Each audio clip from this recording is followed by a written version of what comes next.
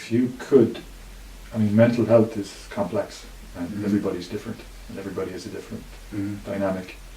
But if you could go back in time and meet yourself at 22 and give yourself some advice or direction or information, what would you convey? Yeah, I mean, I'd even go earlier. I'd go to 16, 15, 16. I think I would say, you know, to talk about it. Like, there's lots of stuff in my diaries that my parents never knew about. You know, I just kept it for myself, and I never told them. And we never knew the full extent of it. And as I said earlier, you want to believe somebody will come good and be like whoever's next door or down the road, or their own friends. You know, you want to believe that. And they can be like that. They just need a little bit of tweaking. They need a little bit of help in terms of to get there. And I think I'd sit myself down at 16 or 22 and I'd say, what do you want? What do you really want? You know, because I never knew those things. To me, it was like, you know, we'll have crack at the weekend and we'll do this. But what I believe now is how I feel the last few years. I have that in my life. I have a purpose, and I have my own goals, and I have what I want to do, and it makes things so much easier. Some people might say that your average 22-year-old, or a lot of 22-year-olds, are kind of clueless about the future. But if you could actually give very specific advice about Sure. how to live at 22, what would you say? Well, I guess, like, you know, you're right. Like, there will be, you know, it's that age where you're finding yourself. People say the most interesting people don't know what they're doing even till their 40s. But I would say, well, you find one thing and you build from there to pay the bills, or you work from there. But I think self-awareness would be the key for me. You know, we can't make everyone aware, because that would be like me saying to you, or saying to someone after work, you know, take it easy driving home now, or, you know, be good, we'll see you tomorrow, hope to see you tomorrow, or take care of yourself. We can't do that to everyone.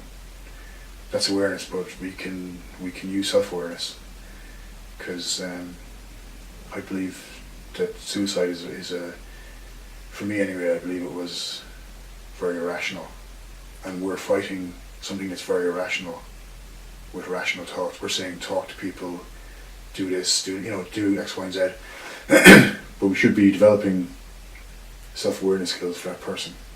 So you would encourage your 22-year-old self to... I would encourage him to become more self-aware, How would you do that? try different things in terms of, like, I know some Montessori schools in Dublin are doing meditation now. Do meditation, have it normalised. So to go for meditation is like going for Yuma hurling, or, you know, to that extent, go for something like that. Have people, you have success stories who've actually gone through it, who've actually bridged that gap, and who aren't just like mental health advocates, but who are working and living in that community, but have gone through it, you know. And I think the peer role is very important there, but I think just being able to be comfortable with themselves, and being able to talk about what actually happened, and being able to express their own feelings on different matters. I think that's really important. So is access to services, is that important? I think so. I mean, I think it's access to services, and also the idea that it's not that, you know, it's not that big a deal for someone to use them. Okay. I think that's important, because I think that's, from what I can see, it's getting more like that in Dublin for services. There's loads of different services that are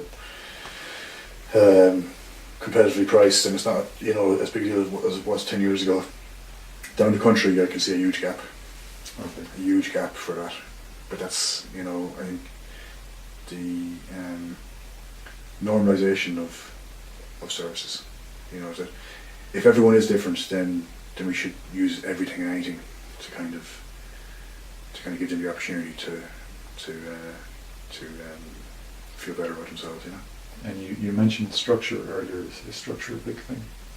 Structure in your life, definitely. I mean, you know, like discipline of working, discipline of training, discipline of getting on with life. I mean, it's good to kick back and forget about it as well with a few drinks or whatever it is, but just have that discipline of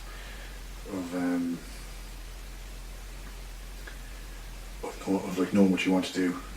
And I think we all know people who were in school with who knew that at an early age, you know, and some might call them sensible or wise or whatever version you want to call it, but I think it's a skill that can be worked on, not just accepted. Oh, you know, he's never going to know, or you know, people can change if they really have to, you know. Do you think something like mindfulness should be taught in school? I think so. I think mindfulness, meditation.